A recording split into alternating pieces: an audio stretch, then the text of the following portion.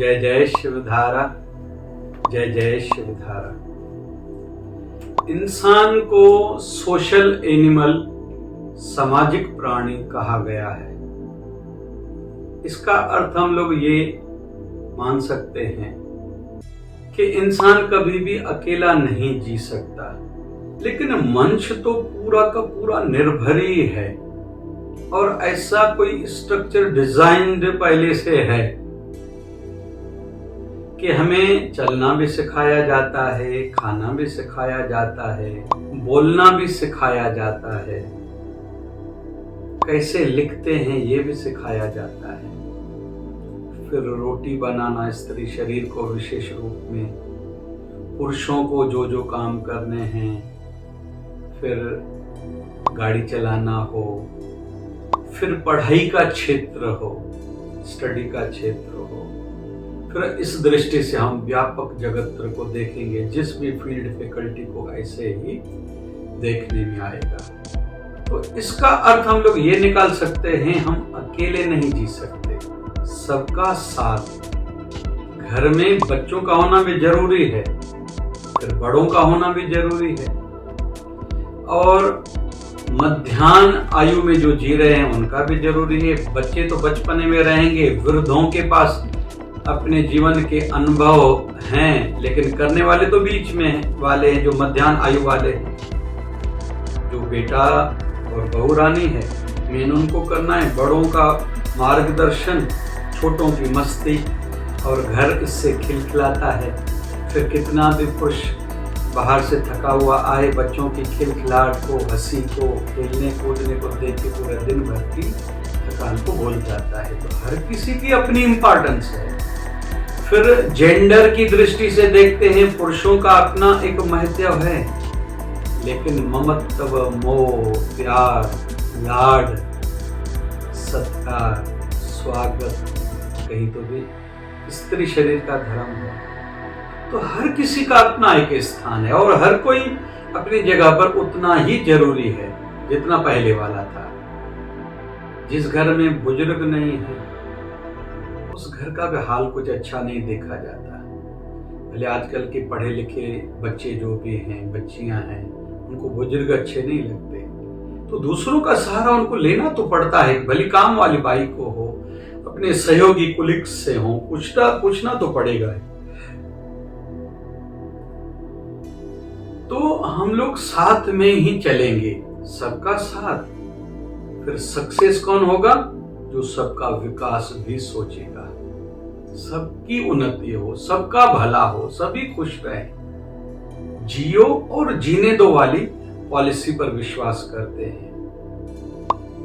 तो सबका साथ, सबका विकास, सबका विश्वास।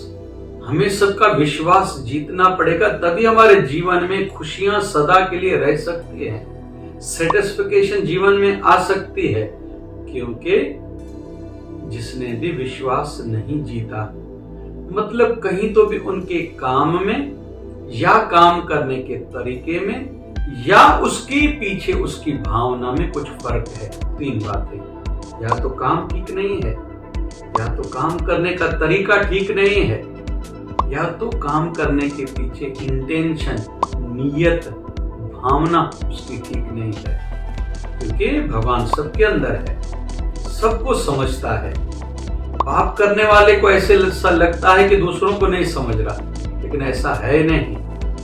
हर दुकानदार ग्राहक की एंट्री से समझ जाता है, ये ग्राहक केवल लेगा या केवल पूछेगा या पूछ के लेगा। उस दुकानदार चाल ढाल से समझ जाता है।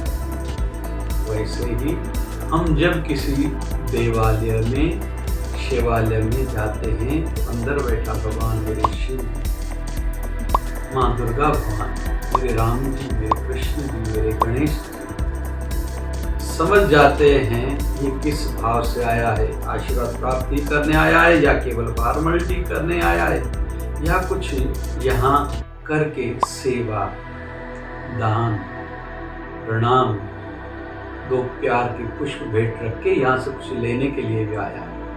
वो प्रभु जानता है, हमारे गुरुदेव को ये समझता है, ये मेरा भक्त सच्चा है, या अभी तक वैसे का वैसा कच्चा है, भगवान भी समझ जाता है। तो सबका विश्वास भी बहुत आवश्यक है, लेकिन उतना ही आवश्यक है सबका एहसास। एहसास हो, फीलिंग्स हो।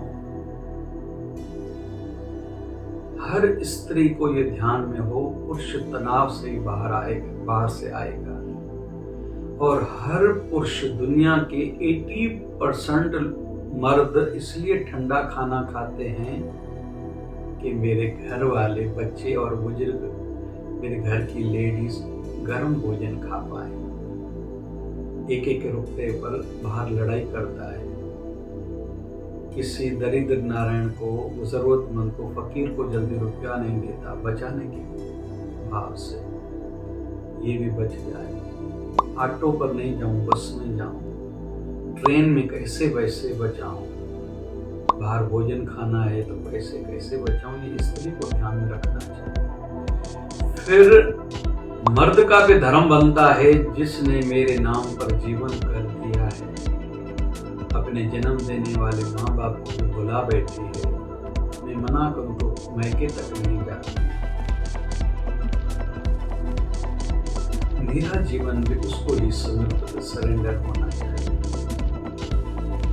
ऐसे ही घर के बुजुर्ग लोग, बच्चे पढ़ाई कर रहे हैं, एग्जाम के दिन है, थोड़ी थोड़ी बात पर माइंड न करें। हाँ, संस्कार जरूर है कि वो आपका कहना माने, सेवा करें। चिड़चिड़ाहट न करनी चाहिए मुझे को, ज्यादा रोक टोक नहीं करनी चाहिए। और यह भी याद रहे, आजकल के बच्चे कच्चे, छोटे, कमजोर हैं, पहले वाले देसी घी वाले नहीं। तो ज्यादा रोक टोक अच्छी नहीं, चिड़चिड़ापन भी नहीं अच्छा। और वैसे भी आयु बढ़ने के साथ खुद पर डिपेंड होते जाएं, निर्भर होते जाएं, और कम वस्तुओं पे आधारित हमारा जीवन। जितना सामान कम होगा उतना जीवन आसान होगा। ये भी चाहिए, ये भी चाहिए नहीं, जो है सब बढ़िया है। शबासी हो लगोगे तो बड़ों को एहसास हो, मेरी बहू रानी को काम बहुत है। आज कपड़े धोने का भी दिन था, जो भी घर के कार्य रहते हैं। वैसे ही बच्चों का धर्म बनता है, मेरे पिताजी मेहनत करते हैं, मेरे दादाजी, मेरे चाचू, मेरी मामा, मेरे बड़े भाई हमारे लिए करते हैं। हम फिजूल खर्ची न करें कि उनको हमें देने के लिए ज़्यादा टेंशन रख के मन में ज़्यादा मेहनत करनी पड़े, कमाना पड़े। हमारे घर में हमारा भी योगदान हो। घर में कोई मंगल कार्य है, आपातकाल है या सुख का समय है, मेरा उसमें योगदान क्या है, मेरी उस यज्ञ में आहुति कितनी है, यह मुझे याद रखना चाहिए। तो जो भी छोटी आयु वाले बच्चे, उनको ध्यान में रखना चाहिए। ऐसे ही पंचायतें हैं, एसोसिएशंस हैं, चाहे आध्यात्मिक संस्थान है, सब किसी को अपना योगदान ध्यान में रखना चाहिए। मेरा इसमें योगदान क्या हो, मेरे गुरु स्थान पर मेरे गुरुवर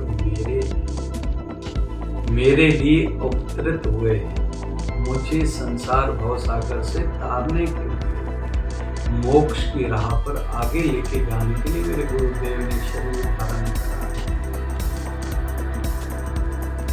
दुनिया में सबसे बड़ा दान जलदान, अन्नदान, औषधि दान, दान, छाता दान, जूता दान, मटका दान, फिर गौ दान, कन्या दान, भूमि दान, स्वर्ण सोना दान ही उत्तम दान माने जाते हैं। फिर अभय दान, किसी को तसल्ली देना, सांत्वना देना। लेकिन इन सब से ऊपर है नाम दान, जो गुरुवर प्रदान करते हैं। जीवन भर की हुई कमाई थोड़े निवेदन पर, थोड़ी सेवा पर राजी होकर दे देते हैं।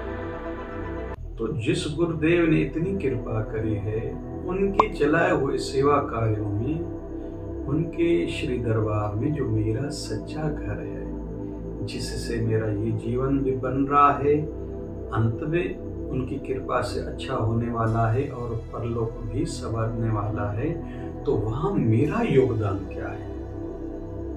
और मैं अपने स्टेटस, अपनी समझ, पढ़ाई, पद, पैसा, प्रतिष्ठा के आधार पर मेरा योगदान हो।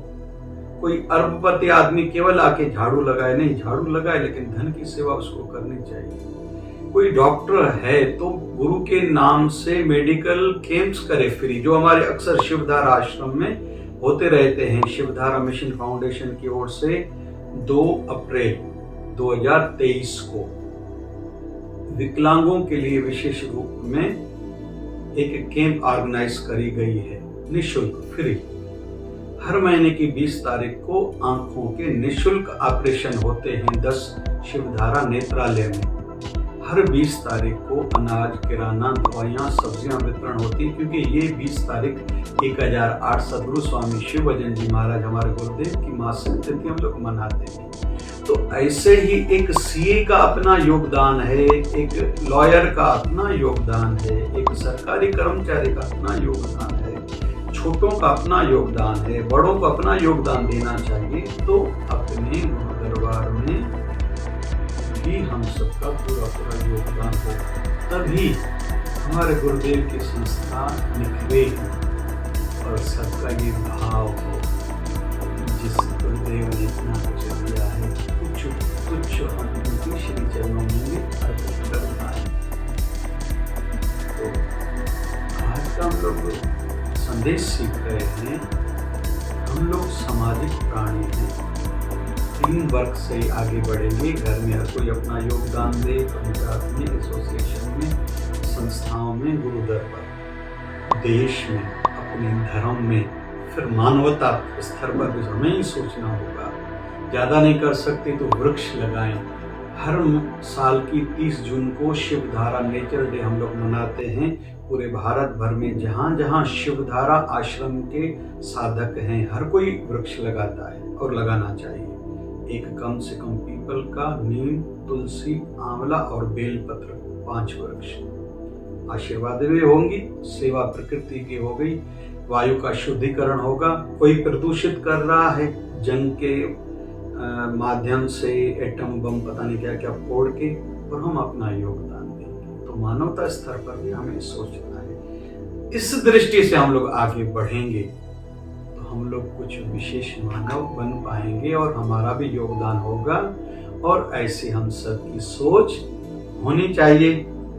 जय जय शिवधारा, जय जय शिवधारा।